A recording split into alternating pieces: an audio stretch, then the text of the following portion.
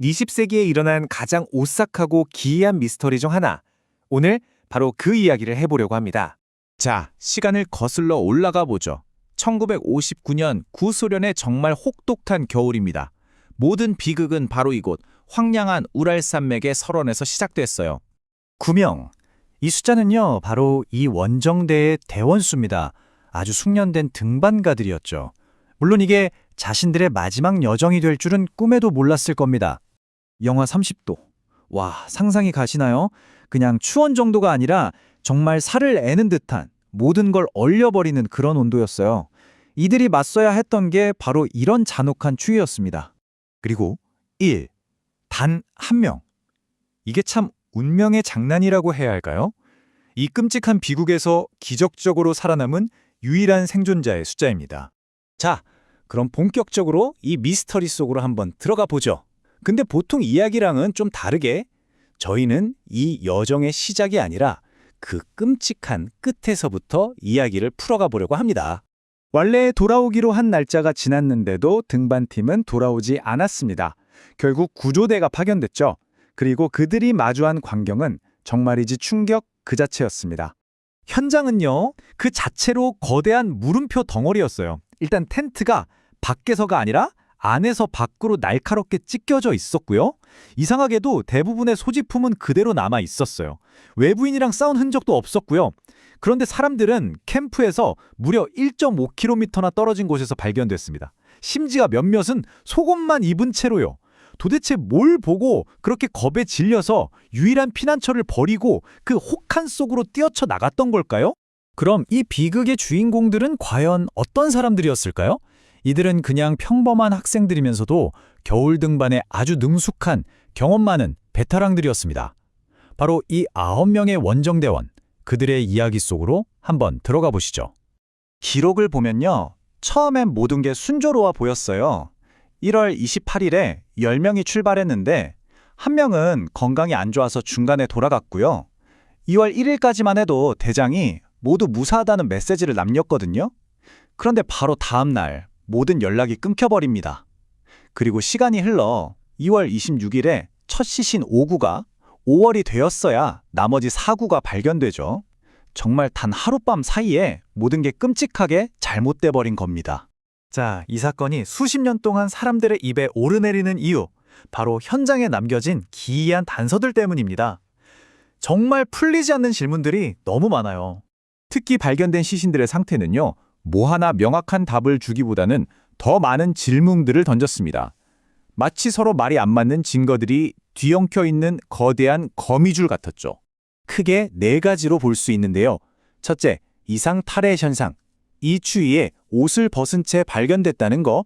둘째, 심각한 내부 손상. 겉으론 멀쩡한데 두개골이나 갈비뼈가 부러져 있었어요. 이건 엄청난 충격이 있었다는 뜻이죠. 셋째, 방사능. 희생자 2명의 옷에서 약간이지만 방사능이 검출됐고요. 마지막으로 가장 귀기한 건 한 여성대원의 혀가 사라진 채 발견됐다는 겁니다. 정말 기이하죠?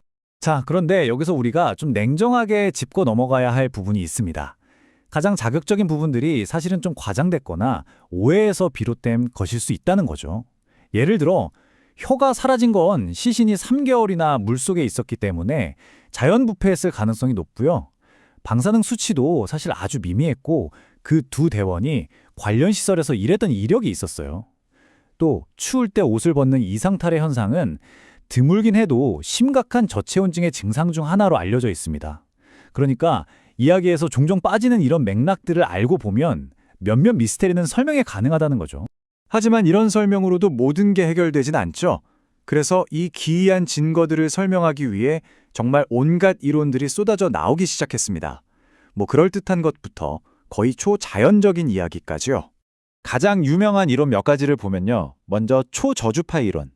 자연적으로 발생한 낮은 주파수의 소리가 사람들을 집단 패닉에 빠뜨렸다는 건데, 글쎄요, 경험 많은 등반과 구명이 전부 그렇게 심각하게 영향을 받았을까요?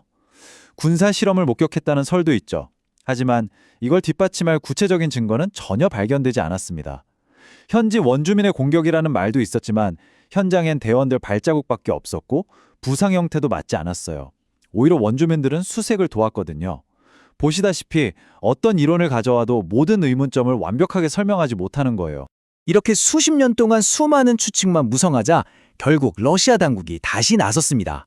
이 오랜 미스테리의 종지부를 찍기 위해 사건을 재조사한 거죠. 그리고 그 공식 결론을 이해하려면 우리가 슬래브 눈사태라는 현상을 좀 알아야 해요. 이건 뭐냐면 눈 전체가 쓸려 내려오는 게 아니라 단단한 눈판 전체가 하나의 덩어리처럼 미끄러져 내려오는 특이한 눈사태입니다. 경사가 완만해 보여도 일어날 수 있고 큰 흔적을 안 남기면서도 엄청난 충격을 줄 수 있죠. 그리고 2020년 러시아 당국의 공식 결론이 나왔습니다.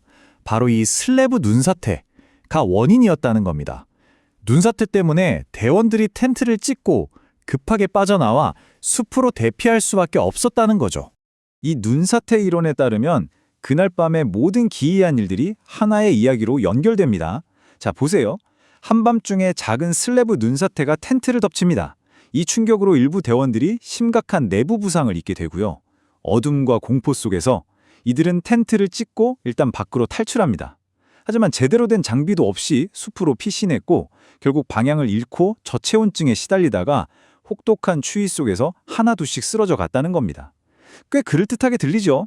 하지만 이 공식 결론에도 불구하고 많은 사람들이 고개를 갸웃거립니다. 특히 유족들은 받아들이지 못하고 있죠. 왜냐하면 당시 현장에서 눈사태가 있었다고 할 만한 명확한 흔적이 거의 없었다고 하거든요. 그래서 이 설명이 충분하지 않다고 보는 겁니다. 결국 이 사건의 유일한 생존자 유리 유딘의 말이 모든 걸 말해주는 것 같습니다. 그는 이렇게 말했죠.